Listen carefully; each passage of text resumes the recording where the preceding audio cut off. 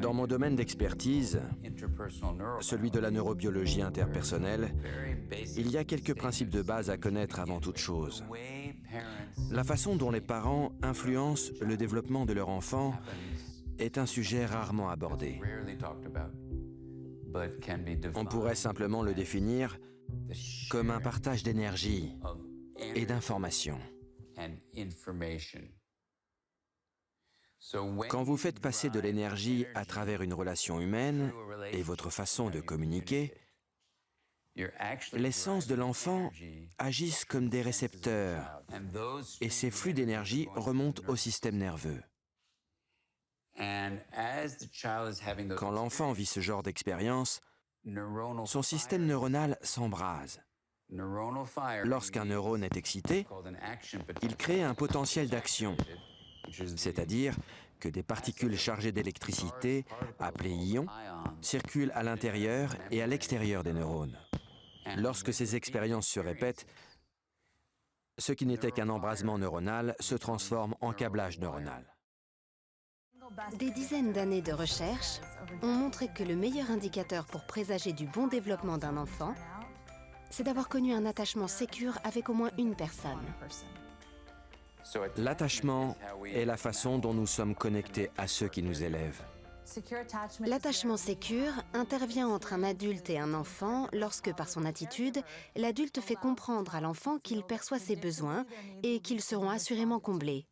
Ils sont connectés et protégés. Daniel Siegel parle des 4 S, sécurité.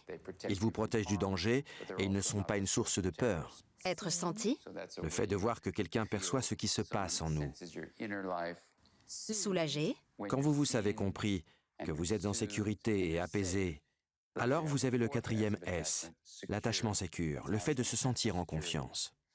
Lorsque les enfants assistent à des réactions, non pas parfaites, mais en tout cas prévisibles de leur protecteur, cela s'inscrit dans leur mémoire implicite. Ils sont convaincus que dans leur relation, ils seront considérés, réconfortés et protégés. Mais s'ils ne développent pas ces ressentis, leur mémoire implicite retiendra qu'ils ne peuvent pas compter sur les autres.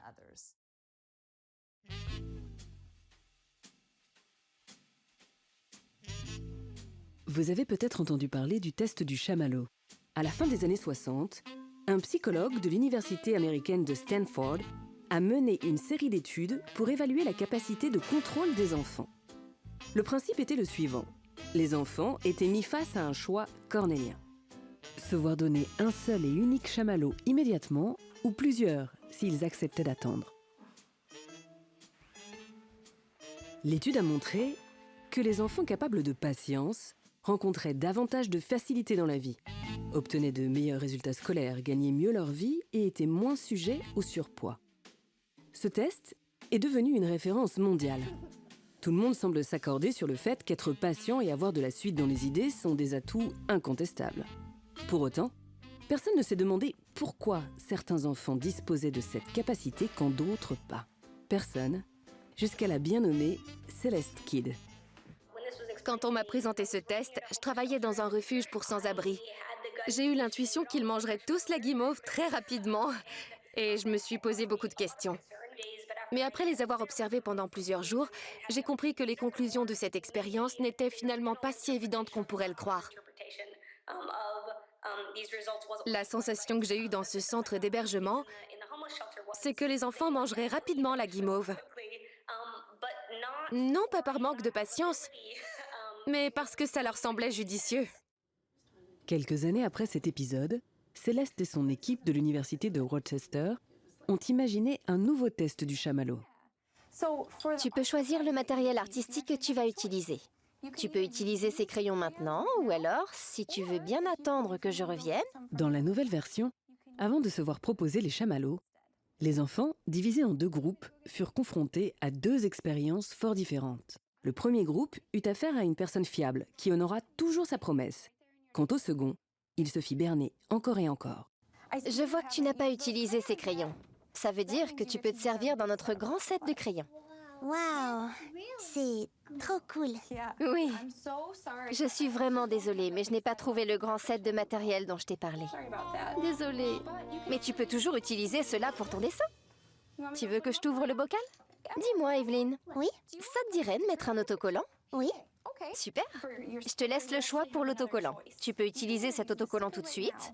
Ou si tu veux bien attendre que je revienne, tu pourras utiliser tout un paquet d'autocollants super chouettes.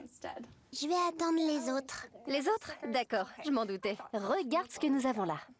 Et une fois encore, la fillette obtint ce qui lui avait été promis, Il y en a beaucoup. Je suis désolée.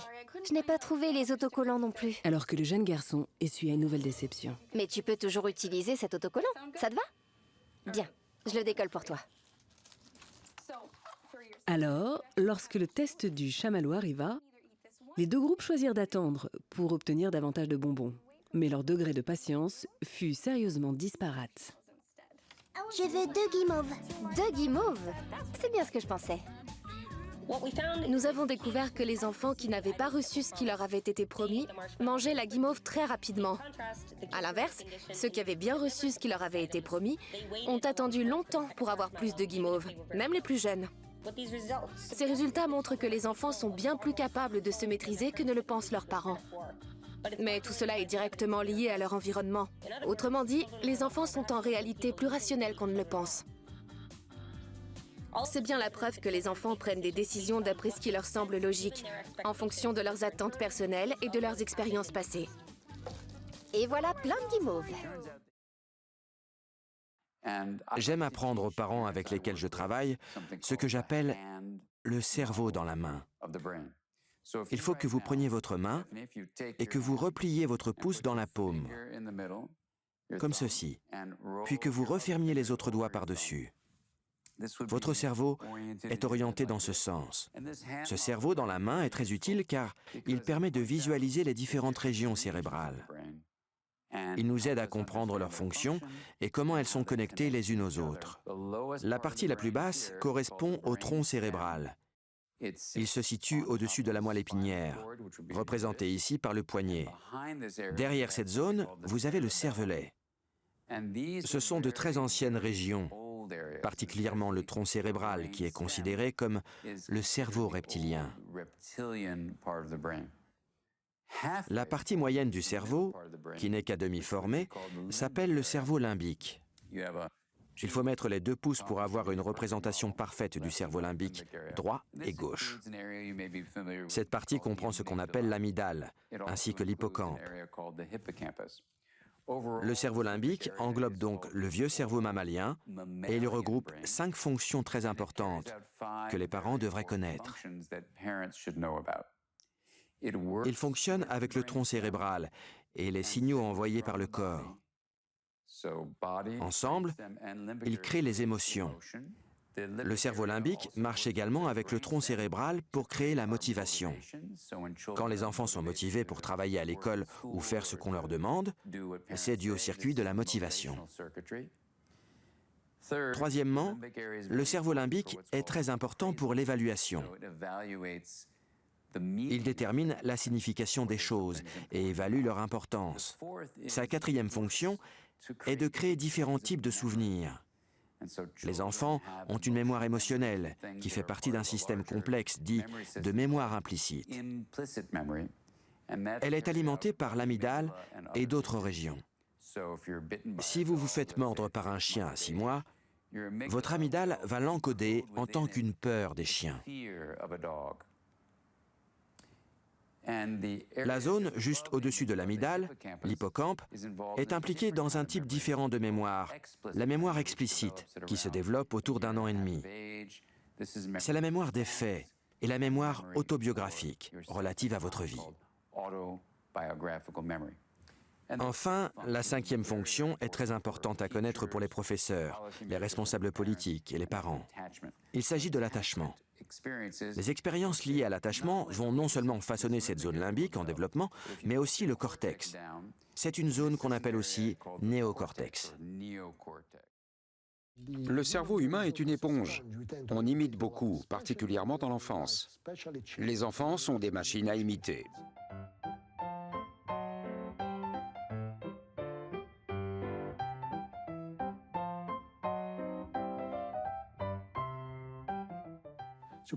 Prenez l'exemple d'un bébé et sa mère. Le bébé sourit et la maman sourit automatiquement en réponse.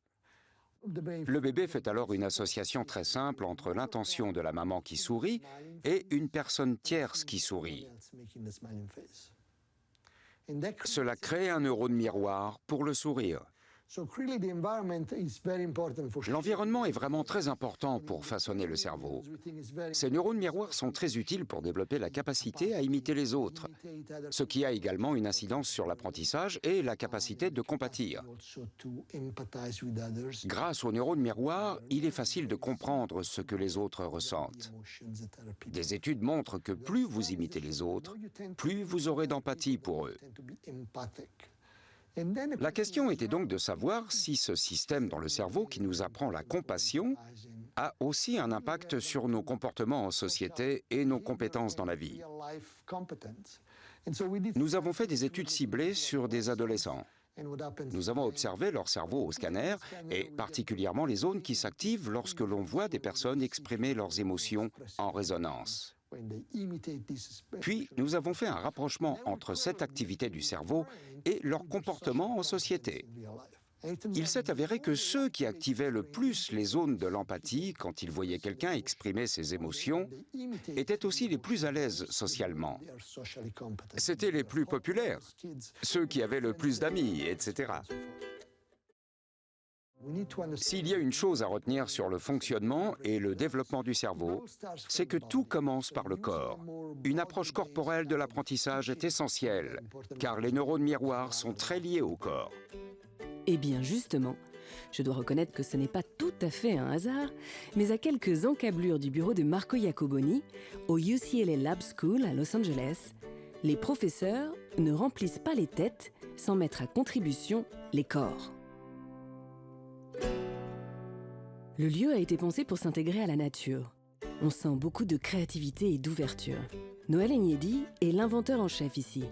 Et comme vous pouvez le voir, il n'hésite pas à donner de sa personne pour tester ses créations. Mon travail part du postulat que les gens apprennent par le biais des interactions sociales. Ce que j'essaie de faire avec tous mes concepts éducatifs et mes interventions, c'est de concevoir des moyens de susciter des conversations et de les rendre éducatives. Ça marche aussi bien entre deux enfants qu'entre un élève et son professeur. Nous avons réfléchi à un moyen de créer un espace où les enfants peuvent être acteurs au sein de l'univers dont ils parlent. Au lieu de parler simplement du décor, vous faites partie du décor dont vous voulez parler. Dans l'esprit de Noël, se retrouver au centre de la carte, cela peut se traduire par donner un cours de sciences dans un hangar sombre. Pour faire comprendre aux CP et CE1 le fonctionnement de la Société des abeilles, Noël et son équipe ont imaginé une activité qui mêle jeu de rôle et capture de mouvement. Nous avons carrément fait entrer les enfants dans le décor. Nous avons installé un cerceau que les enfants ont appelé le rétrécisseur ou Biomatic 2000. Nous les avons équipés de capteurs et leur avons demandé de passer à travers le cerceau pour se transformer en abeilles. Lindsay, J'ai trouvé mon abeille. Lindsay, essaye de bouger un peu pour qu'on puisse voir ton abeille. Tu la vois? Camilla, tu as trouvé la tienne? Oui, elle est là-bas. Sur un écran géant, ils peuvent voir des abeilles dans un champ et ils peuvent interagir dans ce monde virtuel grâce à leurs mouvements dans la pièce. Il n'y a pas de fleurs dans la salle, mais si vous vous approchez d'une fleur dans le monde virtuel, il y a une interaction. J'ai 3 cœurs. C'est trop bon. C'est bon? Une fois transformés en abeilles, ils doivent se comporter comme des abeilles et découvrir ce qu'elles font. Ils doivent réfléchir à ce que voudrait une abeille, probablement trouver du nectar à rapporter à la ruche pour faire du miel. En même temps, et sans le savoir, ils collectent du pollen. Alors, en volant de fleur en fleur pour récolter ce pollen, ils pollinisent les fleurs. Le réservoir est plein. Allez chercher plus de miel, comme ça on aura des réserves.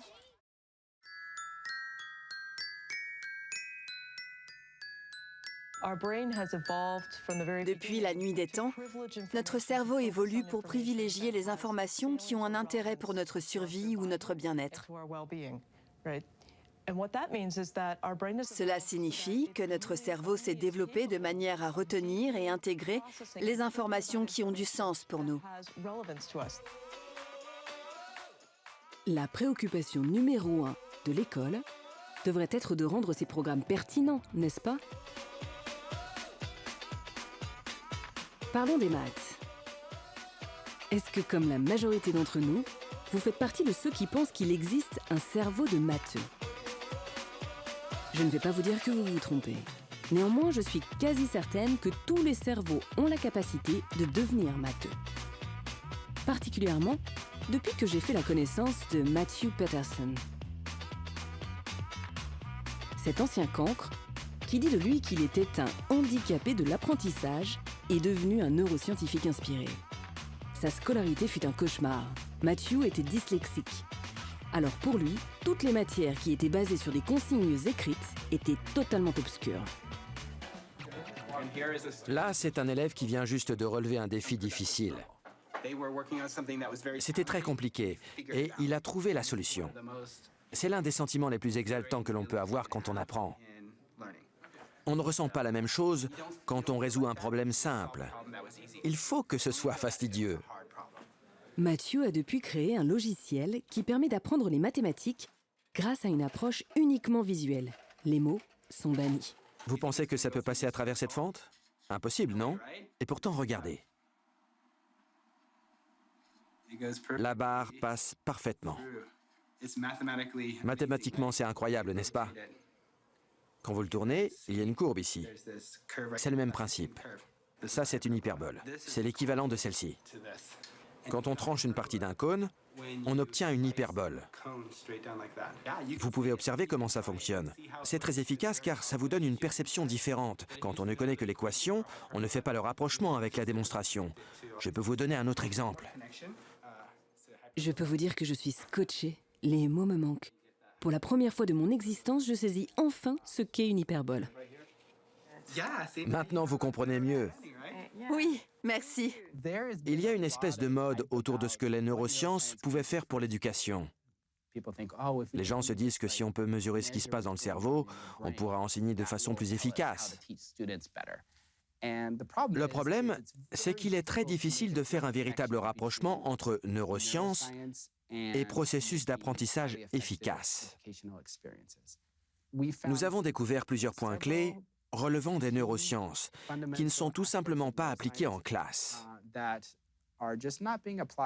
comme le cycle de perception-action. Le fait de connecter étroitement la perception à l'action avec des retours sur le résultat. C'est un des principes de base en neurosciences. Et pourtant, dans les écoles, on enseigne principalement à travers la perception, les cours magistraux. Le professeur se tient devant la classe et explique comment les maths fonctionnent. Or, nous savons que pour apprendre, il faut faire. Les erreurs sont un aspect important dans le processus d'apprentissage. On ne peut pas apprendre de nos erreurs tant qu'on ne constate pas personnellement les effets de notre proposition et pourquoi elle n'a pas fonctionné.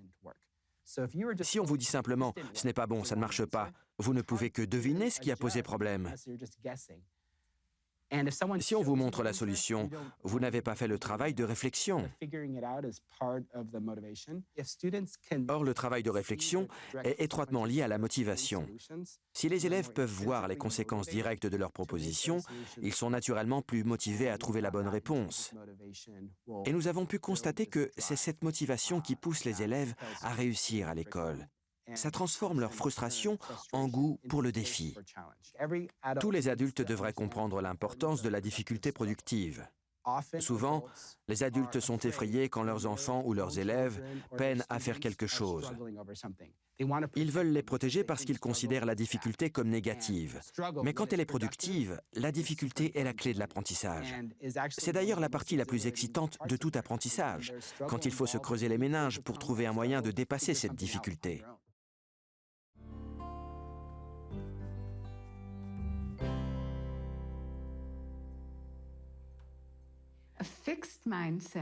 Un état d'esprit fixe est la croyance que le talent, les aptitudes et l'intelligence sont des attributs fixes. L'idée que vous naissez avec une certaine quantité ou que vous les développez pendant l'enfance, puis qu'ils n'évoluent plus jamais. Cette idée provoque de l'inquiétude chez les élèves. Est-ce que je suis assez intelligent? Si j'ose relever ce défi, est-ce que je risque de passer pour un incompétent? Si je fais une erreur, est-ce que ça veut dire que je ne suis pas intelligent? À l'inverse, d'autres personnes ont un état d'esprit de croissance. Ils sont convaincus que tout le monde peut développer ses talents et aptitudes en travaillant dur, en établissant des stratégies ou en se faisant aider des autres. Ils ne pensent pas nécessairement que tout le monde a les mêmes capacités ou talents, mais ils croient que tout le monde peut se développer. J'aimerais vous demander si vous pensez que c'est une chose culturelle. Je suis française. Est-ce que vous pensez que l'état d'esprit en France est différent? C'est possible. Certaines cultures mettent l'accent sur l'aspect fixe. Elles peuvent être hiérarchisées et choisir qui veut entrer dans telle ou telle école, qui a l'intelligence nécessaire et qui peut pourvoir tel ou tel poste. Certaines cultures valident davantage cet aspect fixe et d'autres mettent en avant la possibilité de se développer à haut niveau pour tout le monde.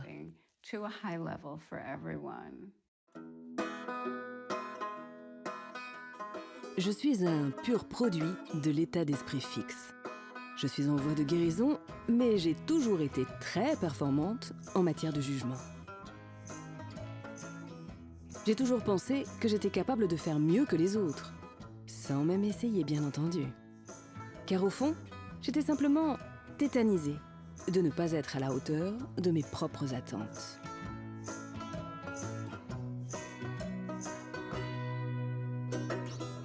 Cette attitude s'est installée très jeune, alors que mes proches, mes professeurs, me renvoyaient l'image d'une enfant douée, intelligente, très intelligente, capable de réaliser de grandes choses.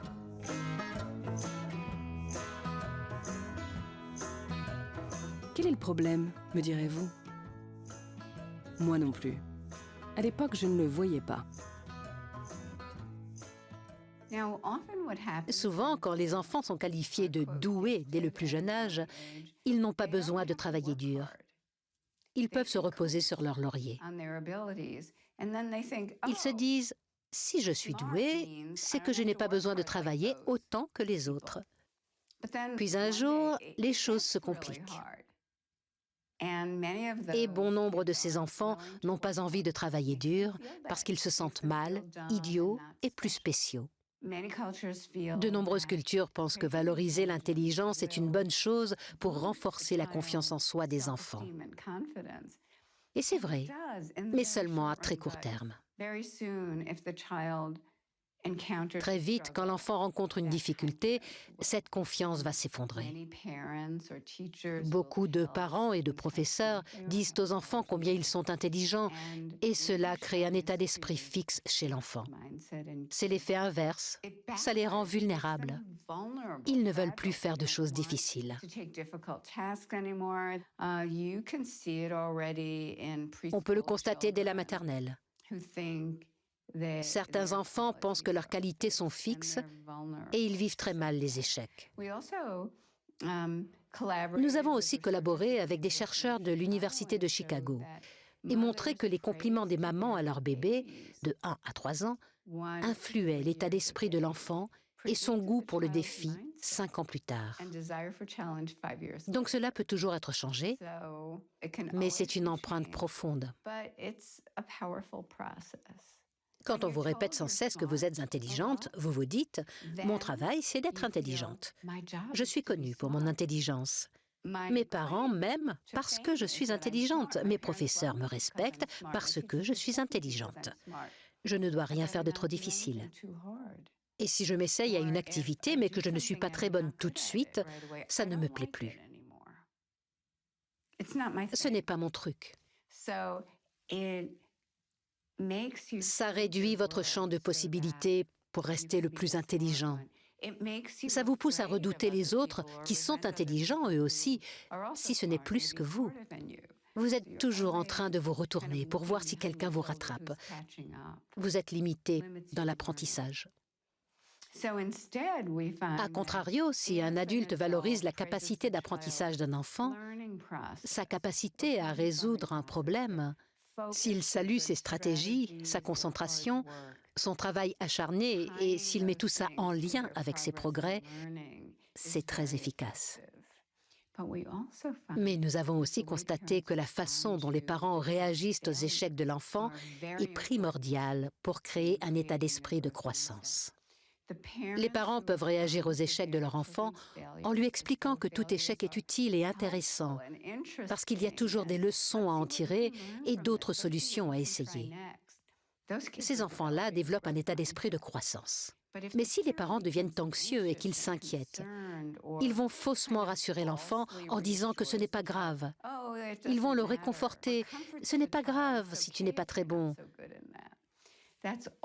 Cet enfant-là développera un esprit plutôt fixe. Inévitablement, il se dira que si ses parents sont aussi inquiets, c'est que l'incapacité est figée en lui. Quand les gens font des erreurs et qu'ils ont un état d'esprit fixe, ils les ignorent tout simplement. La partie du cerveau qui traite les erreurs ne se met pas en route. Elle ne cherche pas à les corriger. Dites merci corps. Merci corps. Merci cœur. Merci cœur. Merci bras. Merci bras. Je vous présente la professeure d'éducation physique la plus intrigante qu'il m'ait été donné de rencontrer. Nous ne sommes pas dans une petite ville de Californie peuplée de hippies qui mangent des graines. Non, nous sommes à Dallas, au Texas. Inspirez. Expirez. Tous les matins, élèves, parents et professeurs débutent leur journée en respirant, tous ensemble. Tournez-vous vers votre voisin et souhaitez-lui une bonne journée.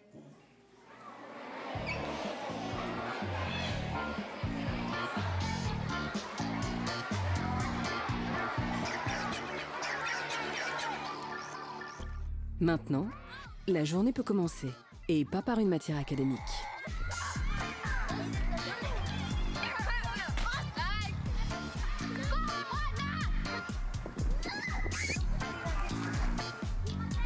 Avant de rejoindre leur classe, les élèves ont ce que l'on appelle ici une récré du cerveau.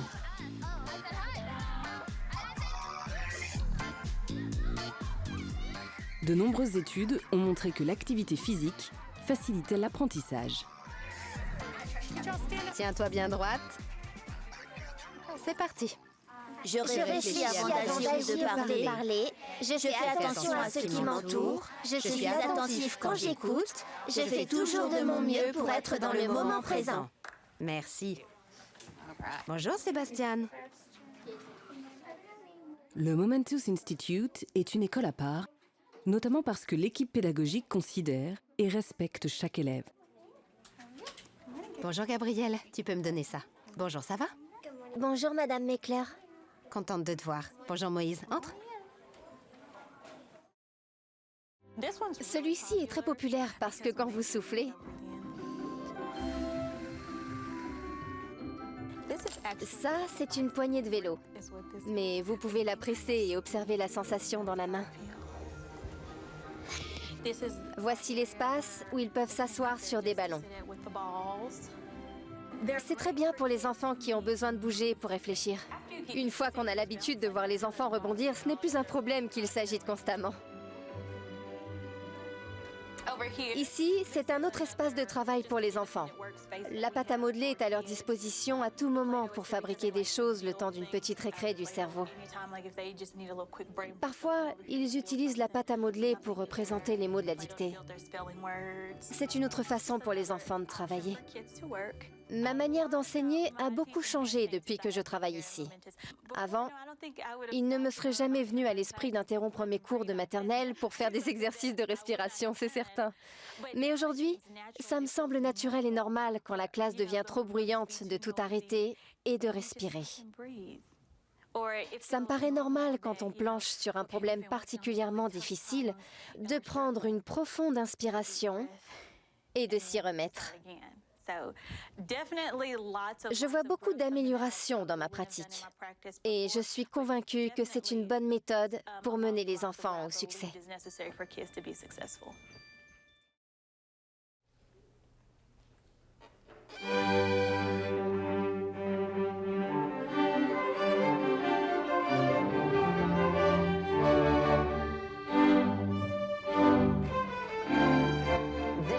Ça n'arrive pas du jour au lendemain.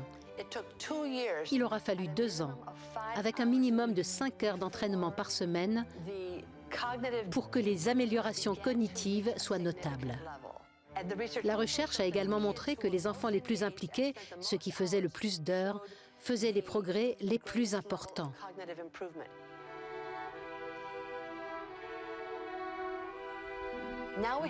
Aujourd'hui, nous savons pourquoi nos enfants défient totalement les normes. Pourquoi ils sont nombreux à obtenir leur bac et à entrer dans de bonnes universités où ils étudient l'ingénierie mécanique, le génie civil, les neurosciences, la médecine. Non seulement ils défient la norme, mais ils le font avec une grande régularité et en grand nombre. Il y a eu 62 bacheliers cette année et ils avaient participé au projet Harmonie pendant au moins 3 ans. La moyenne était de 7 ans, à raison de 5 à 12 heures par semaine. 61 d'entre eux intègrent une université à la rentrée. 31 d'entre eux, soit la moitié, intégreront des filières scientifiques ou technologiques. Et ce sont des enfants issus des quartiers où la criminalité est la plus forte à Los Angeles.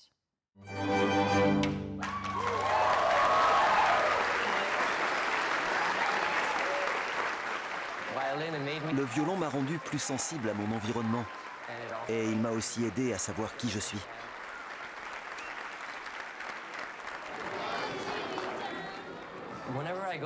Dès que je vais en cours de violon, je suis plus calme. Ça m'a rendu plus attentif et concentré. Ça m'aide dans mon travail et je réussis mieux à l'école.